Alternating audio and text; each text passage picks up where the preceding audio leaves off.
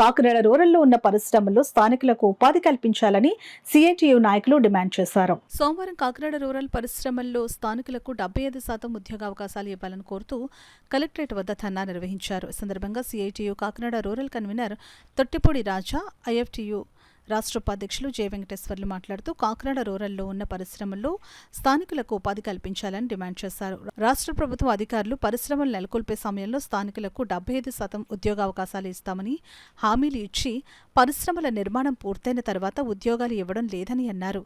ఈ కార్యక్రమంలో సిఐటియు కాకినాడ నగర కన్వీనర్ మలక రమణ, కాకినాడ రూరల్ నాయకులు మేడిశెట్టి వెంకటరమణ, వాసంశెట్టి చంద్రారావు, డి సత్యనారాయణ, వాసంశెట్టి సత్యబాబు, సురేష్, నూకరాజు, రామకృష్ణ, నాగబాబు, ఐఎఫ్టియు నాయకులు నరసింహస్వామి, రాఘవ, నాగేశ్వరరావు, రామకృష్ణ, ఎల్లారావు, రాజేష్ తదితరులు పాల్గొన్నారు. ఉద్యోగాలు ఇవ్వమంటే మాత్రం ప్రభుత్వం స్పందించట్లేదు. గత ప్రభుత్వం 70% ఉద్యోగాలు ఇవ్వాలని చెప్పి ప్రకటించింది. జీవో కాపీ ఇవ్వండి, ఆర్డర్ ఇవ్వండి అని చెప్పి ఎవరు అధికారులు అడిగితే ఆర్డర్ ఇవ్వలేదు.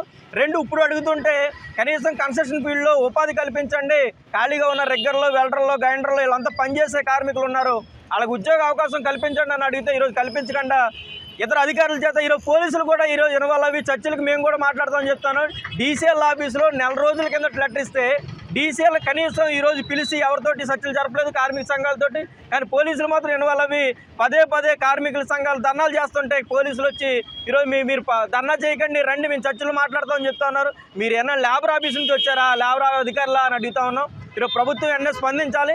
స్థానికులకి 70% ఉద్యోగ కల్పన ఇచ్చే వరకు ఈరోజు కార్మిక సంఘాలన్నీ ఆందోళన చేస్తాయని ఈరోజు కలెక్టర్ గారు కూడా సానుకూలంగా స్పందించే విధంగా లెటర్ ఇస్తా ఉన్నాం. ప్రభుత్వం గారికి స్పందించి స్థానికులకు ఉద్యోగ కల్పన ఇవ్వకపోతే భవిష్యత్తులో పెద్ద ఎత్తున ఉద్యమం ఆందోళన నిర్వహిస్తామని చెప్పి తెలియజేస్తా ఉన్నాం. పోలీసులు మాత్రం యాజమాన్యాలు పిలవగానే వాళ్ళు చెప్పగానే వచ్చి తలదూరుస్తూ ఉన్నారు. కార్మిక వివాదాల్లో పోలీసుల జోక్యం పెరుగుతూ ఉంది. అదే సర్పవరం సిఐ గారు పెద్దిరాజు గారు ఆయన ఒక కంపెనీలో కన్స్ట్రక్షన్ వర్క్లో ఉపాధి కల్పించమని స్థానికులు అడిగితే వాళ్ళందరినీ కూడా తెమ్మాపురం ఎస్ఐని పంపించి బెదిరించి ఆయన వచ్చి బెదిరించి పోలీస్ స్టేషన్లో చర్చలు జరిపించి 5 కంటే ఎక్కువని చెప్పేసి మాట్లాడుతూ ఉన్నారు.